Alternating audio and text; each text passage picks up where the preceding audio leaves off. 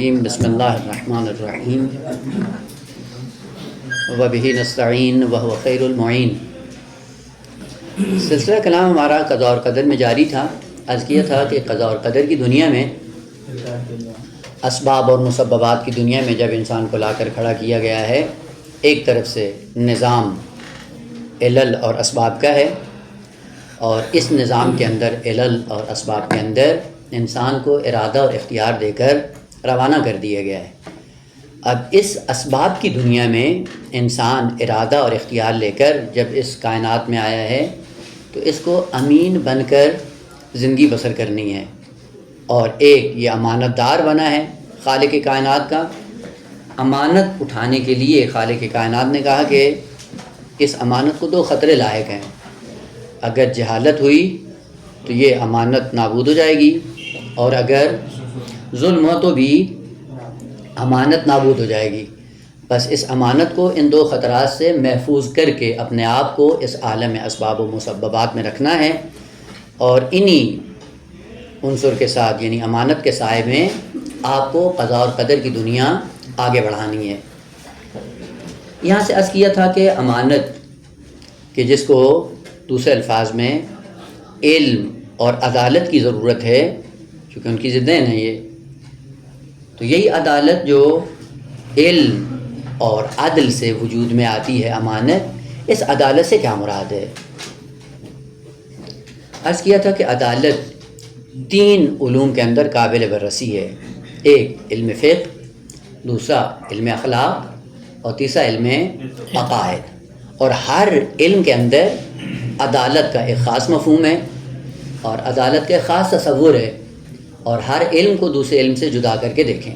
مثلا فقہی اعتبار سے عدالت کس کو کہتے ہیں، یا علم فقہ میں عادل کون ہوگا، اس کا معیار انہوں نے انتہائی مختصر یہ ذکر کیا ہے کہ فقہ کے اندر جس کا کام ہے نماز پڑھانا، فرض کریں آپ پیش امام بن جاتے ہیں اور آپ نماز پڑھاتے ہیں، تو فقہ یہ کہتی ہے کہ اگر آپ عادل ہیں تو نماز پڑھا سکتے ہیں۔ اس عادل سے کیا مراد ہے، عدالت فقہی سے کیا مراد ہے؟ اس سے مراد یہ ہے کہ انسان گناہان کبیرہ سے اجتناب کرے اور گناہان صغیرہ پر اصرار نہ کرے۔ اگر کبیرہ گناہوں سے بچتا ہے اور صغیرہ گناہ کا ارتکاب نہیں کرتا یعنی اصرار نہیں کرتا، تو اس کو فقہی اعتبار سے عادل کہا جاتا ہے۔ یعنی فرض کریں اگر کبھی اس نے ایک مرتبہ گناہ صغیرہ کا ارتکاب کر لیا تو اس کی عدالت اب بھی باقی ہے، اب کوئی اس کو مشکل پیش نہیں آئے گی۔ بس فقہ کے اندر جب عادل کہا جاتا ہے اس کا مفہوم کچھ اور ہے، اور اس سے مراد یہ ہے کہ گناہان کبیرہ سے بچنا ہے اور گناہان صغیرہ پر اصرار نہیں کرنا، یعنی بار بار اس کا تکرار نہیں کرنا ہے۔ اب یہیں سے دوسری بات جو وجود میں آتی ہے یہ کہ اگر گناہان کبیرہ اور صغیرہ کا معیار کیا ہے، کہ کہاں سے انسان کو پتہ چلے کہ یہ گناہ جس کا ارتکاب کر رہا ہے یہ گناہ کبیرہ ہے یا گناہ صغیرہ ہے؟ ایک بات ہے، آپ انشاءاللہ جا کر فقہاء کے اندر جب اس بات کو مطرح کیا جاتا ہے تو انشاءاللہ وہاں پہ آپ دیکھ سکتے ہیں، میں اشارہ کر دیتا ہوں۔ وہ یہ ہے کہ بعض لوگوں نے کہا کہ اصل یہ تقسیم ہی غلط ہے، گناہان کبیرہ اور گناہان صغیرہ، یہ اصل تقسیم غلط ہے۔ اصلاً ہمارے پاس علم فقہ کی دنیا میں کوئی گناہ بنا میں گناہ صغیرہ نہیں ہے، بس جس گناہ کو فی حد ذاتہ ملاحظہ کرتے ہیں وہ اپنی ذات میں گناہ کبیرہ ہی ہے، صغیرہ نہیں ہے۔ کیوں؟ چونکہ جس ذات کی آپ معصیت کر کے اپنے آپ کے اندر جرأت پیدا کرتے ہیں کہ اس کی مخالفت کریں، یہ جرأت کرنا خود گناہ کبیرہ ہے۔ بس اصل گناہ صغیرہ اور کبیرہ کا کوئی تصور نہیں ہے، سارے گناہ کبیرہ ہیں۔ وہ پھر یہ صغیرہ اور کبیرہ کی بات کہاں سے آئی ہے؟ کہ کبھی کبھی ایک گناہ کو جب دوسرے کے ساتھ مقایسہ کیا جاتا ہے تو یہ گناہ اس کی نسبت چھوٹا ہوتا ہے، اس لیے اس کو صغیرہ کہہ دیا جاتا ہے، وإلا اگر اپنی ذات میں دیکھا جائے تو گناہ کبیرہ ہی ہے۔ بس اگر یہ معیار ہو کہ سارے گناہ کبیرہ ہی ہیں تو معیار کیا ہے فقہ کے اندر عدالت کا؟ تمام گناہوں سے اجتناب کرنا، تب عادل ہوں گے۔ اگر کسی گناہ کا ارتکاب کیا عدالت جاتی رہے گی، اور فقہی اعتبار سے بھی آپ عادل نہیں۔ لیکن بعض علماء نے ذکر کیا ہے کہ نہ، گناہان صغیرہ اور گناہان کبیرہ کا معیار یہ ہے وہ گناہ جن پر جہنم اور عذاب جہنم کی تحدید کی گئی ہے، دھمکی دی گئی ہے کہ اگر یہ گناہ کیا تو جہنم میں چلے جاؤ گے، ان گناہوں کو گناہان کبیرہ کہا جاتا ہے۔ پس وہ گناہ جن پر تحدید ہے، دھمکی ہے جہنم کی، عذاب جہنم کی۔ اب کتنے گناہ ایسے ہیں کہ جن پہ خالق کائنات نے قرآن میں کہا ہے کہ اگر یہ کیا تو تمہارے لیے جہنم ہے، اگر یہ کیا تو تمہارے لیے عذاب علیم ہے، اگر یہ کیا تمہارے لیے عذاب مہین ہے۔ بس عذاب کی دھمکی یا جہنم کی دھمکی جن گناہوں پر دی گئی ہے ان کو گناہان کبیرہ کہا جاتا ہے، اور جن گناہوں پہ خلود و عذاب جہنم اور جہنم کی دھمکی نہیں دی گئی ان گناہوں کو صغیرہ کہا جاتا ہے۔ اگر یہ معیار ہوں تو پھر وہ گناہ جو صغیرہ ہیں ان کا ایک آدھ مرتبہ ارتکاب کرنے سے انسان کی عدالت ختم نہیں ہوتی، بس عدالت فقہی اعتبار سے باقی ہے۔ خوب اب معیار جو بھی ہو، فقہ کے اعتبار سے فقہ نے ایک دائرہ ذکر کیا ہے، اس دائرے کے اندر آپ کو رہ کر اپنے آپ کو محفوظ رکھنا ہے۔ آپ کو اگر گناہوں سے بچ گئے اور اگر صغیرہ سے بھی بچ گئے تو کیا ہے، آپ فقہی اعتبار سے عادل ہیں، عدالت فقہی آپ کے اندر موجود ہے، اور عدالت فقہی کے اعتبار سے آپ کے سارے اثرات اس پر مترتب ہیں۔ آپ کی گواہی قابل قبول ہے، آپ نماز پڑھانے کے قابل ہیں، آپ دوسروں کے لیے محترم ہیں، اور ہدایت کرنے کے لیے بھی آپ تیار ہیں۔ پس عدالت فقہی اس کا دائرہ الگ ہے، دائرہ محدود ہے۔ اس کے بعد اگر آپ نے عدالت فقہی کو اپنا لیا تو آیا آپ حامل امانت الہی بن جائیں گے؟ کہنا ابھی نہیں، پہلا قدم اٹھایا ہے، اور پہلے قدم میں آپ کی یہ عدالت فقط ایک محدودے میں کارگر ثابت ہوتی ہے، اور وہ بھی محدودہ فقط فقہ کی دنیا ہے، اور ظاہری نظام انسانی کو منظم کرنے کے لیے عالم فقہ میں آپ کی حیثیت آبرومند ہے، لہذا بعنوان عادل بعض کام آپ انجام دے سکتے ہیں۔ یہاں سے بڑھ کر دوسرا علم جو علم اخلاق ہے، یہ کہتا ہے کہ آپ کو عادل ہونا چاہیے۔ اب یہاں پہ علم اخلاق کی دنیا میں عدالت کس چیز کو کہا جاتا ہے اور کس چیز کا نام عدالت ہے، اور یہ عدالت برقرار کرنے کے بعد انسان درجہ عدالت میں اوپر آ جاتا ہے۔ جیسے ہی اوپر آئے گا معیار بڑھ جائے گا، جیسے ہی معیار بڑھے گا ویسے ہی امانت کے لیے اعتبار سے مرتبہ اس کا کامل تر ہو جائے گا، بڑھ جائے گا۔ علم اخلاق آپ کو پتہ ہے لفظ ہی واضح ہے، علم اخلاق کا تعلق انسان کی ذات سے ہے، انسان کے نفس سے ہے، یعنی نفس انسانی کے اندر بعض صلاحیتوں کو پیدا کرنا ہے، اور اگر وہ صلاحیتیں نفس انسانی میں آ جاتی ہیں ان سے کچھ اعمال سرزد ہوتے ہیں، وہ اعمال علامت بنتے ہیں آپ کی ذات کے لیے کہ آپ کی ذات کے اندر کون سی خصوصیت پائی جاتی ہے۔ مثلا انسان کی ذات کے اندر ایک ملکہ بنام صداقت کمال کے اعتبار سے نفس انسانی میں موجود ہے، اور اگر یہ ملکہ نفس انسانی کے اندر موجود ہو تو اس کا اثر کیا ظاہر ہوتا ہے؟ زبان سے، کہ جب بھی بولتا ہے سچ بولتا ہے۔ یہ سچ بولنا علامت ہے اس بات کی کہ آپ کے نفس کے اندر ایک ملکہ اخلاقی بیٹھا ہوا ہے، جو ملکہ اخلاقی آپ کو اس بات پہ اکساتا ہے کہ آپ کی زبان ایک خاص دائرے میں حرکت کرے۔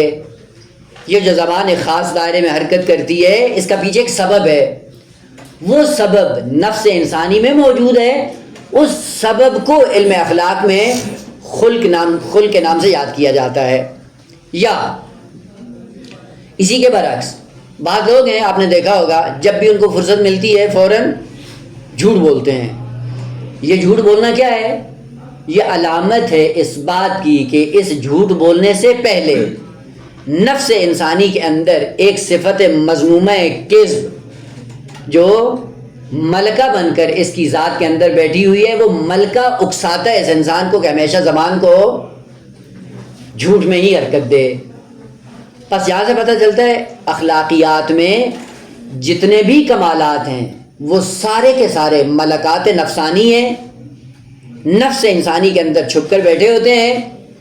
جیسے ہی موقع ملتا ہے اس ملکے کے ظہور کا، اعضاء اور جوارے سے وہی چیزیں ظاہر ہوتی ہیں جو پیچھے نفس انسانی کے اندر پائی جاتی ہیں. اسی لیے آپ جا کر دیکھیں، عفت، حیا، یہ ملکہ نفسانی ہے. جب نفس انسانی کے اندر آ جاتا ہے، اس ملکہ عفت و حیا سے خاص قسم کے اعمال انسان کی زندگی میں نمایاں ہوتے ہیں. بس یہ اعمال کیا ہیں جو انسان کے ذات سے سرزد ہوتے ہیں؟ یہ اعمال علامتیں ہیں اپنے اس کمالات کے لیے جو نفس انسانی کے اندر موجود ہوتے ہیں. بس اسی لیے آداب میں اور اخلاق میں فرق ہے. اخلاق ان صفات کا نام ہے جو نفس انسانی کے اندر موجود ہیں، پوشیدہ ہیں، مخفی ہیں. پتہ نہیں چلتا سامنے والے انسان کو کہ آپ کے نفس کے اندر کون سی صفت پائی جا رہی ہے. لیکن جب آپ اعمال اور افعال کے ذریعے کوئی کام انجام دیتے ہیں، یہ کام علامت بن جاتا ہے اس صفت نفسانی کے لیے کہ آپ کی ذات کے اندر کون سی صفت چھپ کر بیٹھی ہوئی ہے. مثلا 2 اصطلاحیں یاد کر لیں، اور وہ بھی فرض کریں کہ ادبیات کی. پتہ چل گیا کہ فاعل مرفوع ہوتا ہے، مفعول منصوب ہوتا ہے. خوب، یہ آپ نے پڑھ لیا. پڑھنے کے بعد اس علم کا اثر کیا ہوا؟ اگر یہ صفت مذمومہ بے عنوان تکبر بن کر نفس انسانی میں بیٹھ جائے تو اس کا اثر کیا ہوگا؟ جب بھی محفل میں بیٹھے گا سامنے والے کی توہین کرے گا. یہ توہین کرنا علامت ہے اس بات کی کہ پیچھے ایک صفت مذمومہ نفس انسانی کے اندر پوشیدہ ہے. پس اخلاقیات ان صفات کا نام ہے، ان ملکات کا نام ہے جو ملکہ بن کر نفس انسانی کے اندر بیٹھی ہوتی ہیں. اور ظاہر کہاں سے ہوتی ہیں؟ کہ آپ کے اعضاء و جوارے سے ظاہر ہو جاتی ہیں. اعضاء و جوارے سے آپ بعض کام انجام دیتے ہیں، کام انجام دینے کے بعد ایسا ایسا پتہ چل جاتا ہے کہ نفس انسانی کے اندر ملکہ کون سا پوشیدہ ہے. البتہ یہاں پہ ایک اہم ترین نقطہ، یہ چیز انسان کے اندر پائی جاتی ہے، بہت مرموز ہے. یہ انسان کبھی کبھی صفت نفسانی اندر کچھ اور ہوتی ہے، اعضاء اور جوارے سے عمل کچھ اور صادر ہوتا ہے. دیکھا ہوگا آپ نے زندگیوں میں. مثلا انسان ہے، اس کی ذات کے اندر، نفس کے اندر صفت فحش ملکہ بن کر بیٹھی ہوتی ہے. وہ جب بھی زبان سے بولتا ہے گالی دیتا ہے، پھر تکلم کرتا ہے. ہوتا ہے یا نہیں ہوتا ہے؟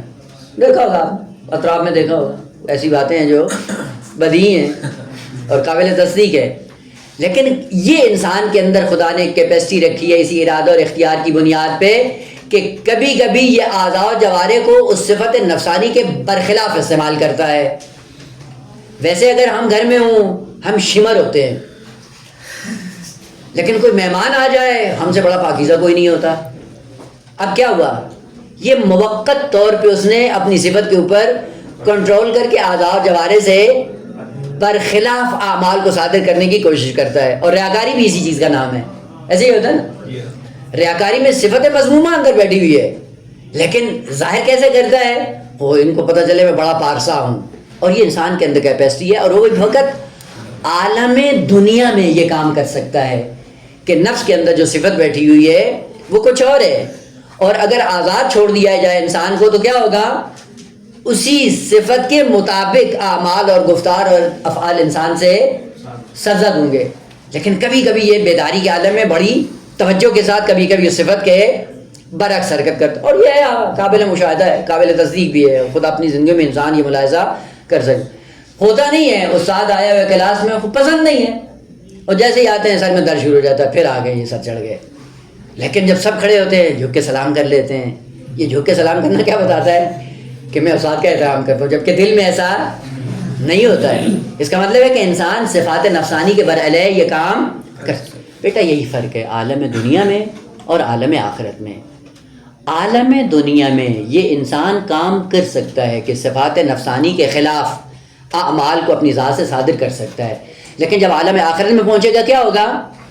جو صفت اندر چھپ کر بیٹھی تھی وہی نمایاں ہوگی. یوم تبلی السرائر، یعنی جو کچھ آپ نے سریرے میں رکھا ہوا ہے یہی ظاہر ہوگا، اس کے برخلاف کبھی بھی ظاہر نہیں ہوگا. یہی وجہ ہے کہ انسان دنیا میں اندر صفات رذیلہ ہوتے ہیں، اعمال ریاکارانہ صورت میں اچھے سرزد کرتا ہے، لیکن قیامت کے دن کیا ہوگا؟ تطابق ہے، وہی چیز نمایاں ہوگی جو نفس انسانی کے اندر موجود ہے. بس قیامت کے دن یہ کام نہیں کر سکتے ہو، ایک حد تک ہے. اور اسی لیے بار بار سمجھایا گیا کہ عالم دنیا میں رہتے ہوئے اپنی تربیت کریں، اور تربیت کرنے کے بعد کیا کریں کہ اگر آپ بیداری کے عالم میں ہیں تو بھی وہی کام کریں جو ملکات آپ کے نفس کے اندر موجود ہیں. اور اس کی علامت یہ ہے کہ اگر اس کے مطابق آپ کے اعمال ہوں گے، اگر آپ سو جائیں تو سونے میں بھی وہی اعمال زدوں جو صفات آپ کے نفس کے اندر موجود ہیں. دیکھیں بیٹا، یہ مرحوم حجت رضوان اللہ تعالی علیہ مدرسہ حجتیہ کے مؤسس اور بانی، ان کے لیے ہے، اور یہ خود بھی ذکر کرتے تھے، کہتے ہیں کہ میں نے اپنے آپ کو عفت کی دنیا میں، حیا کی دنیا میں اتنا پابند رکھا ہے کہ اپنی آنکھوں کو نامحرم سے بچا کے رکھا ہے، کا اس طرح سے بچا کے رکھا ہے، اور یہ حیا کا ملکہ میری ذات کے اندر موجود ہے کہ جب میں عالم خواب میں بھی ہوتا ہوں اور نامحرم سامنے آ جائے فوراً میری آنکھیں جھک جاتی ہیں. اس کا مطلب کیا ہے کہ جو صفت نفسانی ذات کے اندر موجود ہے، عمل بھی اسی کے مطابق ظاہر ہوتا ہے. اور عزیزان دیکھ لیں آپ کی زندگیوں میں آپ جو خواب دیکھتے ہیں نا، یہ خواب آپ کی صفات نفسانی کا تجسم ہے موقت طور پہ. یعنی جو صفات ہم نے ملکات کی صورت میں ہم نے نفس کے اندر سما رکھے ہیں، یہی ملکات خواب کے اندر ہماری حقیقت کو واضح کر دیتے ہیں. اور اس کی بہترین دلیل یہ ہے، آپ ایک دن ایک ایسے کام میں مصروف ہو جائیں آپ کا ہم و غم وہی بن جائے. جب خواب دیکھتے ہیں تو کیا دیکھتے ہیں؟ اسی چیز میں مصروف ہوتے ہیں. ہوتا ہے یا نہیں ہوتا؟ اور پھر کہتے ہیں خواب کی کیا تعبیر ہے؟ کوئی تعبیر نہیں اس کی، جو کیا ہے وہی دیکھ رہے ہو، جس میں مصروف تھے. انشاءاللہ اگر کہیں فرصت ہوئی اس چیز کو عرض کروں گا کہ خواب کس چیز کا شاہکار ہے، اور کون سے خواب قابل تعبیر ہوتے ہیں اور کون سے خواب اصل قابل تعبیر نہیں ہیں، جن کے لیے قرآن نے ذکر کیا ہے. بعض خواب کیا ہیں؟ اضغاث و احلام. اضغاث و احلام یعنی ان کی کوئی تعبیر نہیں ہے. بعض خواب ہیں جن کی تعبیر ہوتی ہے، اور وہ کون سے ہوتے ہیں؟ وہ خواب قابل تعبیر ہوتے ہیں کہ جہاں پہ صفات کو ملکہ کی صورت میں اپنے نفس کے اندر جگہ دیں اور ان ملکات کو عقل کے سائے میں نفس انسانی کی صفت بنائیں. نہیں مان توجہ کی، یہ نہیں کی. یعنی ایک ملکہ بنانا ہے آپ کو اپنی ذات کے اندر. مثلا فرض کریں تحصیل ہے، آپ تحصیل میں مصروف ہیں. تحصیل اور علم کو حاصل کرنا یہ آپ کی ذات کی صفت بنتا ہے. اگر یہی تحصیل علم عقل کے سائے میں آپ کے نفس کی صفت بنتا ہے، اب یہ تحصیل کے عالم میں جو بھی خواب دیکھیں گے قابل تعبیر ہوگا. اور عالم خواب میں بھی آپ اپنے علم کو جاری رکھے رہتے ہیں. اور کتنے ایسے شاگرد تھے جو اس مکتب میں آ کے پڑھتے تھے، لیکن وہی مطلب جو ان کو پڑھنا ہوتا تھا عالم خواب میں پہلے پڑھ کر آ جاتے تھے، اور جب دیکھتے تھے استاد پڑھاتا تو وہی پڑھاتا، تو اس کے علاوہ کوئی اور کوئی چیز نہیں ہوتی تھی. اس کا مطلب ہے آگا بہت اثر ہے ان صفات کا جو ملکہ بن کر انسان کی ذات میں ظاہر ہوتے ہیں. دور نہ جاؤں، بس علم اخلاق کیا ہے؟ ان صفات نفسانیہ کا نام ہے. اور آداب کیا ہے؟ کہ آداب آپ کے اعضاء اور جوارے سے جو چیز سرزد ہوتی ہے اس کو ادب کہا جاتا ہے. مثلا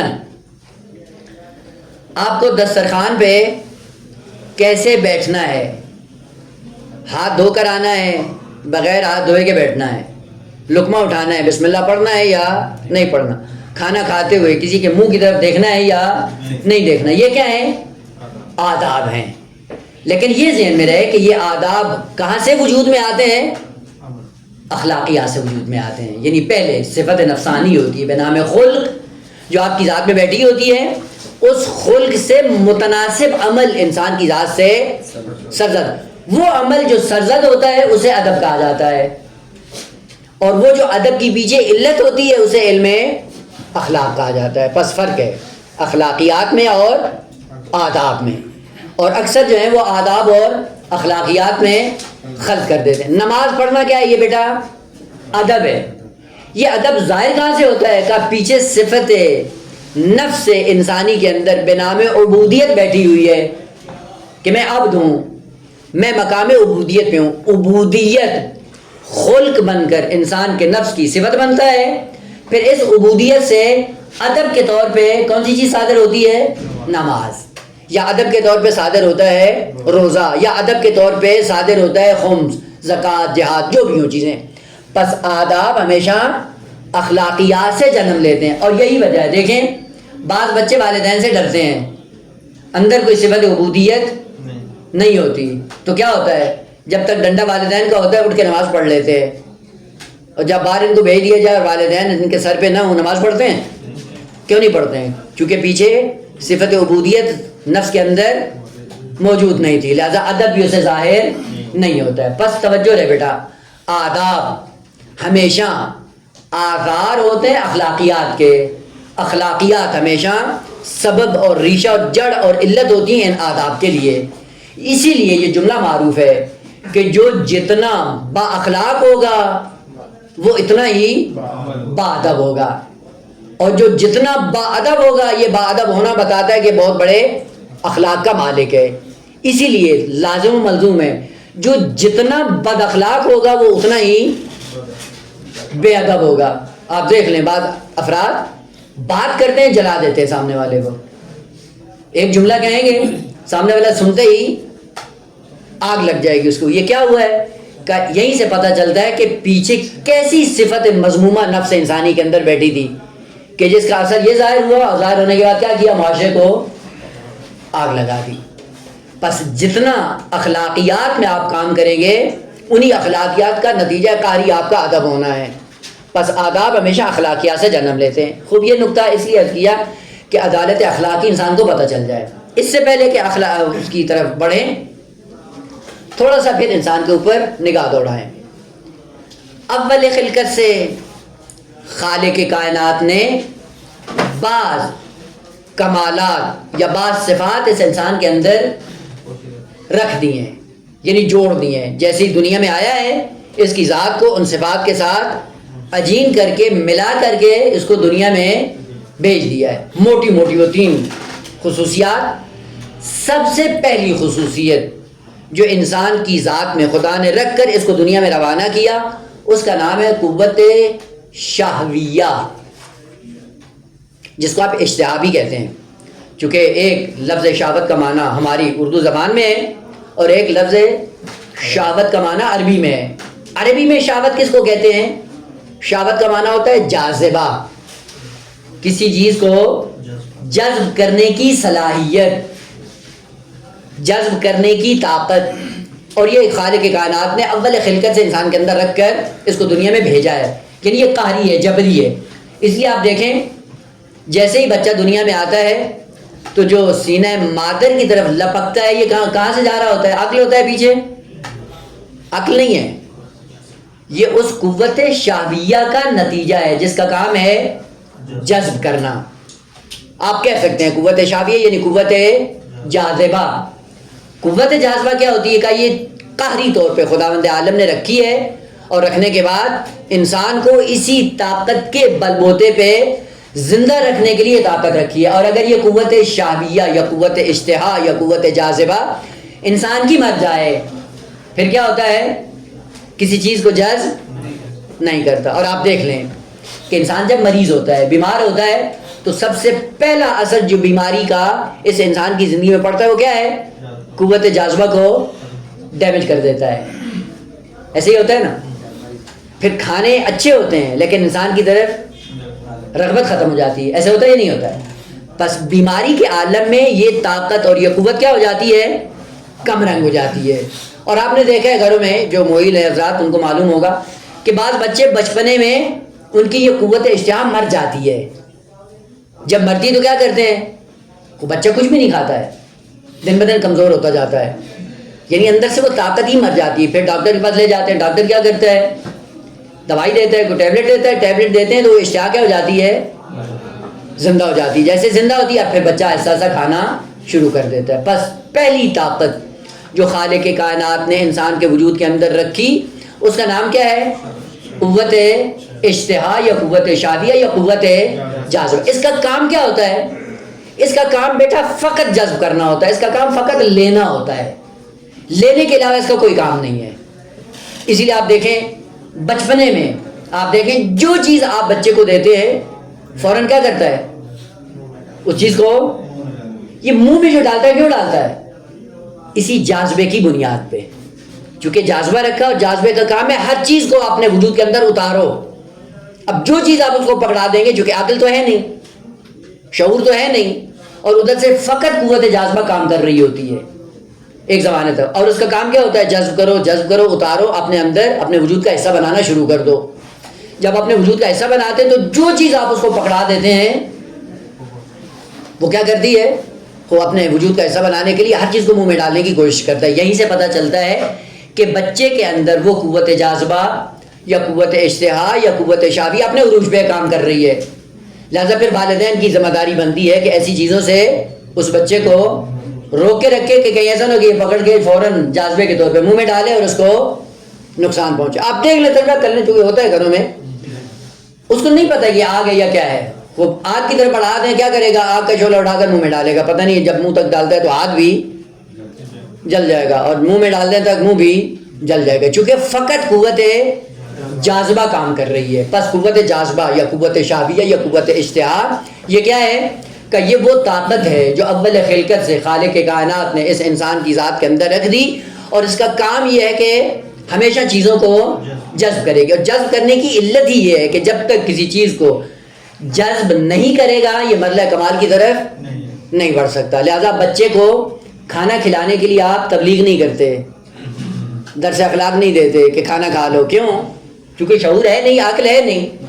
اب وہ قوت جاذبہ کے بل بوتے پہ ہر چیز جذب کرتا چلا جا رہا ہے, چونکہ خدا کو معلوم ہے کہ اس کی بقا کے لیے اس قوت کا ہونا ضروری ہے. اس لیے خالق کائنات نے اول خلقت سے انسانی وجود کے اندر رکھ کر دنیا میں روانہ کر دیا, اور جب تک عقل اس کے اندر نہیں آ جاتی تب تک فقط یہ جاذبے کا کام کرے گی, اور اس کے اندر کوئی تمیز نہیں ہوگی, نہ حلال کی, نہ حرام کی, نہ اپنے کی, نہ پرائے کی. اس لیے انسان ابتدائے خلقت میں کاملاً ایک جانور ہے, حیوان ہے. حیوان کیا کرتا ہے؟ جب بھوک لگتی تو کیا کرتا ہے؟ کھاتا ہے نا. کس کا کھاتا ہے؟ کیونکہ غریزہ اندر ہے جاذبے کا, شہوت کا. اب شہوت کو مٹانے کے لیے کیا کرے گا؟ پیٹ بھرنا, اس کو جو ملے گا کھائے گا نا. اس لیے حیوان کہا جاتا ہے. کیوں؟ قوت جاذبہ ہے لیکن عقل نہیں ہے, لہذا کیا کرتا ہے؟ اس کا کام فقط کھانا ہے. لطیفہ ہے وہ, فقط آپ کی فریشمنٹ کے لیے, اور بات زیادہ سنگین بھی نہ ہو. ایک آدمی تھا, بھیڑ بکریاں چرانے جاتا تھا, اور کسی کی زمین میں فصل میں ان کو چھوڑ دیتا تھا اور کھڑا ہو کے نماز پڑھتا تھا. اب وہ جب مالک آتا تھا کہتا جب تک نماز ختم ہوتی ہے اس کو متوجہ کرتا ہوں, بھائی یہ تیری بھیڑ بکریاں میری زمین میں چل رہی ہیں تو ان کو نکالو یہاں سے. تو نماز لمبی کر دیتا تھا. ایک دن دیکھا, دوسرے دن, تیسرے دن نماز پڑھا تو کہتا ہے مجھے لگتا ہے کہ یہ نماز تمہیں جوتے پڑھوائے گی. یعنی جاذبہ ہے لیکن عقل و شعور نہیں ہے. وہ کبھی کبھی نمازیں بھی ایسے بن جاتی ہیں انسان کے لیے. وہ بس فقط اگر جاذبہ ہو تو انسان نہیں بنتا ہے, حیوان ہی ہے, اور چونکہ حیوان کے اندر تمیز نہیں ہوتی. یہی قوت جاذبہ آہستہ آہستہ انسان کی زندگی میں جب رونما ہوتی ہے تو پھر کیا کرتی ہے؟ ایک حد تک جاذبہ حیوانی صورت میں آگے بڑھتا ہے, اور پھر ایک زمانے کے بعد اس جاذبے کو کنٹرول کرنے کے لیے خالق کائنات نے ایک اور طاقت دی ہے بے نام عقل. عرض کروں گا کہ یہ کب انسان کو ملتی ہے. بس پہلی صورت میں جاذبہ یا قوت شابیہ انسان کے وجود کے اندر رکھ دی, اور اس جاذبے کا مطلب یہ تھا کہ اپنی بقا کو آپ نے محفوظ رکھنا ہے, اور اگر جاذبہ نہ ہوا تو آپ اپنے وجود کو باقی نہیں رکھ سکتے. لیکن اس جاذبہ کی 3 حالتیں ہیں. ایک حالت تفرید, ایک حالت افراط, اور ایک حالت اعتدال. اخلاقیات جتنی بھی ہیں بیٹا, جتنی بھی اخلاقیات ہیں ان سب کے اندر اعتدال کی ضرورت ہے. بس پہلے دائرہ مشخص ہو. اعتدال کہاں پہ کام آتا ہے؟ فقط علم اخلاقیات میں, جہاں پہ صفات کو منظم جہت دے کر آپ کو آگے بڑھنا ہے, وہاں پہ اعتدال چاہیے. لیکن بعض ایسی چیزیں جس میں اعتدال کی ضرورت نہیں ہے بلکہ اعتدال انسان کے لیے منافی ہے. مثلا تحصیل علم میں کیا کریں؟ اعتدال سے کام لیں نا, اعتدال کی بات نہیں ہے. علم جتنا زیادہ اتنا مفید ہے, لیکن اخلاقی صفات کے اندر اگر افراط آ گیا تو صفت مذموم بن جائے گی. اور اگر تفریط آئے گی تو بھی صفت مذمومہ بن جائے گی. خود کہاں پہ لینا ہے آپ کو؟ اعتدال کی دنیا میں رہنا ہے. انشاءاللہ بعد میں جیسے آگے بڑھتے ہیں جبر اور تفویض کا معنی کروں گا وہاں پہ انشاءاللہ عرض کریں گے کہ اعتدال جو کہا گیا ہے کہ نہ جبر ہے نہ تفویض بلکہ حالت اعتدال، وہاں پہ معنی اس کا واضح ہوگا کہ اعتدال سے پھر کیا مراد ہے. جذب کرنا اگر حالت تفرید کا شکار ہو جائے تو بھی انسان مریض ہے، حالت افراد کا شکار ہو جائے تو بھی مریض ہے. تو پھر کیا کریں؟ حالت اعتدالی. حالت اعتدالی کہاں پہ؟ کا اخلاقیات کی دنیا میں. اگر قوت شہویہ یا قوت جاذبہ تفرید کا شکار ہو جائے، تفرید کا مطلب کیا ہے؟ یعنی جتنا کام اس کو کرنا چاہیے وہ کام نہیں کر رہی، اس کو علم اخلاقیات میں کہا جاتا ہے خمود. خے میم واو دال، خمود معنی کیا ہے؟ خے میم دال خامدہ. خمود کا معنی کیا ہوتا ہے؟ بجھ جانا، کسی چیز کا بجھ جانا، نابود ہو جانا، ختم ہو جانا. یہی قوت جاذبہ جب خمود کا شکار ہوتی ہے تو بجھ جاتی ہے. بجھنے کا معنی کیا ہوتا ہے؟ یعنی اب کام کرنا اس نے بند کر دیا، کام نہیں کر رہی ہے. تو یہ جو کام نہیں کر رہی ہے کیا ہے؟ کئی صفت مذموم ہے انسان کے لیے. جیسے مثال دی، بچے کے لیے کیا ہوتا ہے کہ وہی اشتہا جب اس کی ختم ہو جاتی ہے، بجھ جاتی ہے، تو اس کے بعد اس کو بھوک نہیں لگتی ہے، تو کیا ہوتا ہے؟ بچہ مریض ہو جاتا ہے. پس اس کا علاج کرو. پس اگر جاذبہ تفریط میں چلا جائے اسے کہا جاتا ہے خمود، اور خمود صفت ہے مذمومہ اخلاقی ہے. آئے اپنے ہیتے میں، ہم دنیا میں آئے تھے کمال تک جانے کے لیے. کمال کو پانے کے لیے خالق کائنات نے ہمارے اندر جاذبہ رکھا، اور جاذبے کا نام رکھا دین. دین کے سائے پہ آپ کو اپنی زندگی کو آگے بڑھانا ہے. جب دینداری کا عنصر بجھ جاتا ہے تو آدمی کیا ہو جاتا ہے؟ بے دین. اور بے دین جب ہوتا ہے تو کیا ہو جاتا ہے؟ مریض ہو جاتا ہے. اس کو علاج کرنے کی ضرورت ہے. کہ جاؤ کسی مکتب میں بیٹھو، کسی عالم کے پاس بیٹھو، کسی مبلغ کے پاس بیٹھو، کسی دیندار کے پاس بیٹھ کر، مومن کے پاس بیٹھ کر اپنا علاج کرو. کیوں؟ تمہارے اندر جاذبہ ختم ہو گیا، مر گیا ہے. اور جب جاذبہ مر جاتا ہے تو پھر کیا ہوتا ہے؟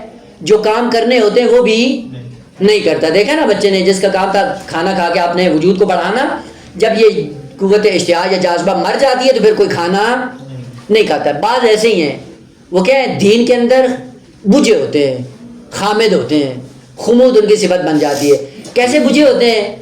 بالکل بیزار، نہ نماز پڑھنی ہے، نہ روزہ رکھنا ہے، نہ رشتہ داروں کے ساتھ اچھے انداز میں بات کرنی ہے، نہ دین کے لیے کچھ بھی نہیں کرنا ہے. دیکھو کیا ہے؟ خمود، بجھے ہوئے. یہ کیا حالت ہے؟ تفریطی. دیکھا نا ایسے افراد کو آپ نے؟ ہر چیز سے بیزار ہیں. تنہائی پسند. تنہائی میں کیا کرو؟ تنہائی میں اپنی بکواسیات بکتے رہو، اپنی تنہائی میں زندگی بسر کرو. نہ معاشرے سے غرض ہے، نہ رشتہ داروں سے غرض ہے، نہ دین سے غرض ہے، کسی چیز سے کوئی ربط نہیں ہے. تو یہ کیا ہے؟ اخلاقی اعتبار سے صفت جاذبہ میں خمود کا شکار ہیں.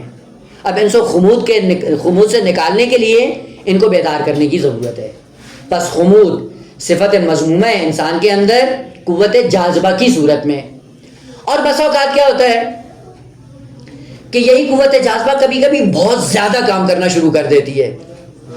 ہوتا ہے نا، حد سے زیادہ کام کرتی ہے. اور یہ بھی آپ نے دیکھا ہوگا، ایک زمانہ ہوتا ہے بچہ کھاتا نہیں ہے، ایک زمانہ ایسا آتا ہے کہ فریج کی جان ہی نہیں چھوڑتا ہے. اب وہ ٹماٹر پڑے ہیں تو وہ بھی بغیر دھوئے کے نکل جاتا ہے، خیار پڑے ہیں تو وہ بھی کھا لے، جو زہر مار ملتا ہے فوراً کیا کرتا ہے؟ یہاں سے پتہ چلتا ہے کہ یہ قوت جاذبہ پھر حد سے نکل گئی ہے، باہر نکل گئی ہے. یعنی ہر چیز اب نہیں اتارو. اور انسان جب حالت افراد کا شکار ہوتا ہے تو پھر کیا کرتا ہے؟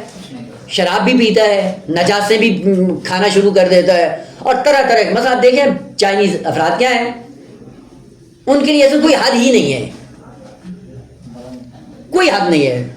چوہے سے لے کے، چھپکلی سے لے کے، سانپ سے لے کے، کچھ بھی کوئی تمیز نہیں ہے. یہ کیا ہے؟ قوت جاذبہ افراد کا شکار ہو گئی ہے. خوب، جب قوت جاذبہ افراد کا شکار ہوتی ہے، اس کو عربی میں کیا کہا جاتا ہے؟ جس طرح حالت تفریطی میں کیا کہتے ہیں؟ انسان خامد یا صفت خمود. اور اگر یہ حد سے بڑھ جائے تو اسے کیا کہتے ہیں؟ صفت شریر.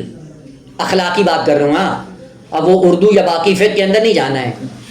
علم اخلاق کے اندر ایک انسان ہوتا ہے شریر. شریر کون ہوتا ہے؟ کہ جس کی قوت جاذبہ حالت افراط میں چلی جائے. وہ جب حالت افراط میں جاتی ہے تو پھر کیا کرتا ہے؟ ہر چیز کو جائز ناجائز ہر چیز کو بٹورنا شروع کر دیتا ہے. آصف زرداری. تو جب قوت جاذبہ حالت افراط میں جاتی ہے شریر بن جاتا ہے. اور شریر اخلاقی کیا کرتا ہے؟ ہر بیوہ یتیم مظلوم سب کا مال ہڑپ کر کے اپنے خزانے میں جمع کرنا شروع کر دیتا ہے. کھانا کتنا ہے بدبخت؟ ایک لقمہ. اور ایک لقمے سے اگر زیادہ کھائے مر جائے گا. اور وہ بھی کس کا؟ کبھی ایک بھنڈی یا کبھی روٹی کا ایک لقمہ. اس سے زیادہ نہیں کھا سکتا ہے. نہیں بتا آپ کو جانتے ہیں نہیں جانتے ہیں. اس کی حالت اپنی یہ ہے کہ وجود کے اندر ایک لقمے سے زیادہ اتارے گا مر جائے گا یہ جانور کا بچہ. لیکن شریر کی صفت اتنی زیادہ ہے کہ کھرموں پتی بن گئے. اور اس کس طرح سے کھرموں پتی بنے؟ یتیموں کا مال کھا کے، بیواؤں کا مال کھا کے، مظلوموں کا مال ہڑپ کر کے، ہر حق نہ حق کر کے کیا کر رہے ہیں؟ بینک بیلنس بڑھتا جا رہا ہے. کہاں پہ؟ سوئٹزرلینڈ میں. اور ہوگا کیا؟ کل کو کتے کی موت مر جائے گا، واصل جہنم ہو جائے گا، قوم بھی فقیر اور خود بھی فقر کے عالم میں دنیا میں منتقل ہو جائے گا، ذلت و خواری سے ہمکنار ہو جائے گا. یہ کیا ہے؟ قوت جاذبہ جب حد سے نکلتی ہے تو پھر کیا ہوتی ہے؟ تمیز حق و باطل کی نہیں رہتی ہے، پھر ختم ہو جاتی ہے. یہاں پہ اعتدال کی ضرورت ہے. یعنی جو کام نہیں ہونا چاہیے اس کو روک لیں اور جو ہونا چاہیے اس کو انجام دیں.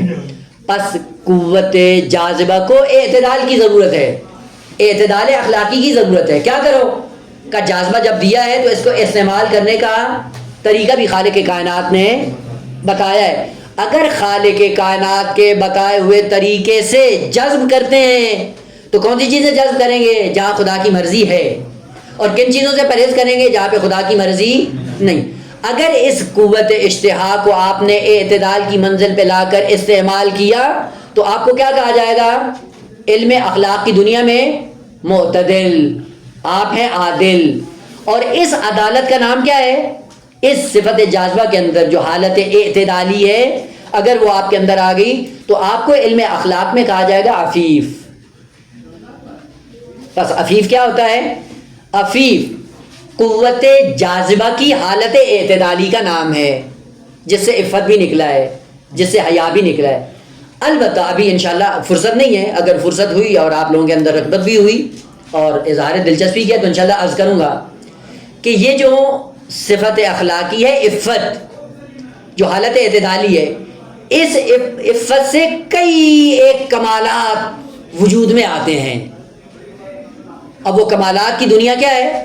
وہ انشاءاللہ حدیث جنود و عقل و جہل میں معصوم نے ذکر کیا ہے کہ کتنے ایسے کمالات ہیں جو عفت سے وجود میں آتے ہیں. مثلا آپ جاتے ہیں دسترخوان پہ، کیا کرتے ہیں؟ ہر چیز کے اندر نہیں لپکتے ہیں. کیوں نہیں لپکتے ہیں؟ کیونکہ آپ کو پتہ ہے کہ جہاں پہ بیٹھا ہوں یہاں پہ میری عزت ہے، وقار ہے، میرا احترام ہے. پھر کیا کریں گے؟ مختصر سا کھانا کھا لیتے ہیں، مختصر سا، زیادہ نہیں اٹھاتے. کیوں مختصر کیوں اٹھایا؟ کیا وجہ ہے؟ پیچھے کیا سب ہے؟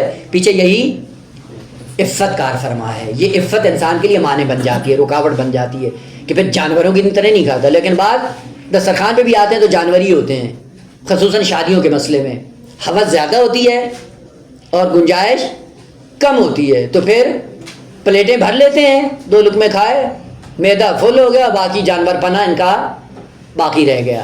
یہیں سے پتہ چلتا ہے کہ انسان جب دسترخوان پہ جاتا ہے یا شادیوں پہ جاتا ہے یا پیچھے دیکھنا ہو کہ اس کے اندر صفت عفت ہے یا نہیں ہے، ایک دسترخوان سے پتہ چل جائے گا کہ کیا ہے. البتہ بعض علماء یہ کہتے تھے کہ اگر طالب علموں کو آپس میں دیکھنا ہو کہ یہ واقعی طالب علم ہے یا نہیں، کا بہترین کھانا لا کر دونوں کے سامنے رکھ دو بغیر پلیٹ کے، اس کے بعد دیکھ لو کون طالب علم ہے کون نہیں ہے، کس کے اندر صفت عفت ہے یا نہیں ہے. یہ فقط کہنے کی باتیں نہیں ہیں بیٹا، یہ اپنانے کی باتیں ہیں.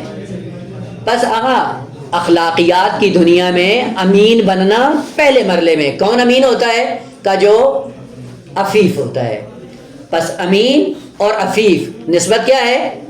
ہر امین عفیف ہے اور ہر عفیف امین ہے. بس امانت کی دنیا میں آپ کو عفت کے درجے پہ آنا ہے. عفت کیا ہے؟ صفت اعتدالی. صفت اعتدالی کا معنی کیا؟ بالکل بجھے ہوئے بھی نہ ہوں بجھے کا معنی کیا ہے؟ یہ جس چیز کو جذب کرنا ہے وہ بھی جذب نہ کر. نماز پڑھنی ہے وہ بھی چھوڑ دی, روزہ رکھنا ہے وہ بھی چھوڑ دیا, کار خیر کرنا ہے وہ بھی چھوڑ دیا. وہ بجھا ہوا انسان ہے. اور ایک کیا ہے؟ بغیر حلال حرام کی تمیز کی ہر چیز کو بٹورتا جا رہا ہے. ہوتا ہے کبھی کبھی, میں مثالیں گریز کر رہا ہوں, کہیں ایسا نہ ہو کہ بعد میں کہیں کہ مولانا جان بوجھ کے توہین کر رہے ہیں, لیکن نمونے ایسے ہیں جو نظر آتے ہیں انسان کی زندگی میں. اور جب یہ حالت افراط کا شکار ہوتی ہے جاذبہ, تو انسان شریر بن جاتا ہے. اور شریر بننے میں پھر کیا ہوتا ہے؟ اس کا غم پھر کیا ہوتا ہے؟ چیزیں بٹورنا ہوتا ہے, جمع کرنا ہوتا ہے, چیونٹی کی طرح جمع کرتا جا رہا ہے. کیوں؟ چونکہ حالت افراط میں چلا گیا اور جاذبہ حالت افراط کا شکار ہو گئی ہے. ضرورت ہے یا نہیں جذب کرنا ہے مجھے. فرض کریں کہ میرا سلسلہ چل رہا ہے, اب کیا ہے؟ اب دوسروں کی زندگیوں کو دیکھ کے ان کی زندگیوں کے مطابق اپنی زندگی بسر کرنی ہے, دیکھا دیکھی, اور ادھر سے امکانات اتنے ہیں نہیں. پھر کیا کرو؟ اب پھر ساتھ میں کیا کرو؟ ٹریول ایجنسی کھول لو, ظاہروں کو ٹہلانا شروع کر دو. پھر کیا کرو؟ کرنسی کا کاروبار شروع ہو گیا. اور اگر مقدس کام کرنا ہو تو روزہ اور نمازیں شروع کر دو. روزہ نمازیں پڑھتے رہو, تحصیل علم سے دور ہو جاؤ. یہ کیا ہے؟ یہ سارا نظام اصل چوپٹ کر دیا ہے. تو اگر حالت اعتدال میں رہتے, عفیف بن کر زندگی بسر کرتے, کوئی مشکل نہیں ہوتی. ہاں, 2-4 لقمے جو آپ کے گلے سے نیچے اتریں گے وہی آپ کا رزق ہے. اگر گلے سے اتر جائیں گے رزق بن جائے گا, نہیں بنے گا تو وہ کیڑے مکوڑے جو جمع کر رہے ہیں قبر میں ظاہر ہو جائیں گے. جیسے عالم قبر میں پہنچیں گے سارے یہ کیڑے اور حشرات بن کر آپ کی زندگی کے سامنے ظاہر ہو جائیں گے, جن کے لیے ساری زندگی اپنے آپ کو نابود کیا ہے. بس صفت اعتدال, عادل اخلاقی کون ہوتا ہے؟ کہ جو جاذبے کی دنیا میں کہاں پہ ہو؟ حالت اعتدال میں ہو, نہ خمود ہو نہ شریر ہو, بلکہ کیا ہو؟ عفیف ہو. بس یہ پہلا رکن ہے عدالت اخلاقی کا کہ انسان کو عفیف ہونا چاہیے. اب اردو میں کیا کرتے ہیں؟ معنی کیا کرتے ہیں؟ پاک دامن. اب وہ خوبصورت ہے, پاک دامن یعنی اپنے دامن کو بچا کر رکھو. اب دامن سے مراد یہ قمیض کا سامنے والا حصہ نہیں ہے. دامن یعنی آپ کی ذات, آپ کا نفس. اس نفس کو محفوظ رکھنا ہے, اس نفس کو کسی بیماری میں مبتلا ہونے نہیں دینا, عفیف بن کر زندگی بسر کرنے. بس کیا پتہ چلا؟ قضاء اور قدر کی دنیا میں انسان کو امین بن کر زندگی بسر کرنی ہے. اور امین بننے کے لیے فقط عادل فقہی نہیں ہونا چاہیے بلکہ عادل اخلاقی. عدالت اخلاقی کا پہلا رکن کہ جب انسان عادل بنتا ہے کا قوت جاذبہ میں حالت اعتدال کو پیدا کر کے اپنے آپ کو عادل اخلاقی کی منزل پہ لا کر کھڑا کرے, تو یہ کیا ہوگا؟ یہ پہلا قدم ہے عدالت اخلاقی میں. اور آخری بات کہ یہ قوت جاذبہ سب سے پہلے دی ہے انسان کو خدا نے. جتنے بھی انسان دنیا میں آتے ہیں سب کے سب بغیر استثناء کے قوت جاذبہ کو لے کر آتے ہیں. اور یہ ایک زمانے تک یہ قوت چلتی ہے, ایک زمانے کے بعد پھر ایک اور طاقت اس انسان کے اندر خداوند عالم رکھ دیتا ہے کہ انشاءاللہ وہ بعد میں عرض کروں گا کہ وہ کون سی ہے. اور اس کی بھی 3 حالتیں ہیں, حالت افراطی اور حالت تفریطی اور حالت اعتدالی. انشاءاللہ اس کو جب بیان کریں گے پھر تیسری طاقت, اور تیسری طاقت کے بعد جب تینوں میں حالت اعتدال آ جائے گا تو کیا ہو جائے گا؟ یہ عادل اخلاقی ہو جائے گا, یہ امین اللہ بن جائے گا. ارادہ اور اختیار کے سائے میں امین اللہ بنے گا. امین اللہ بن کر نظام اسباب اور مسببات میں قضاء اور قدر الہی کے سائے میں اپنے آپ کو کمال کی طرف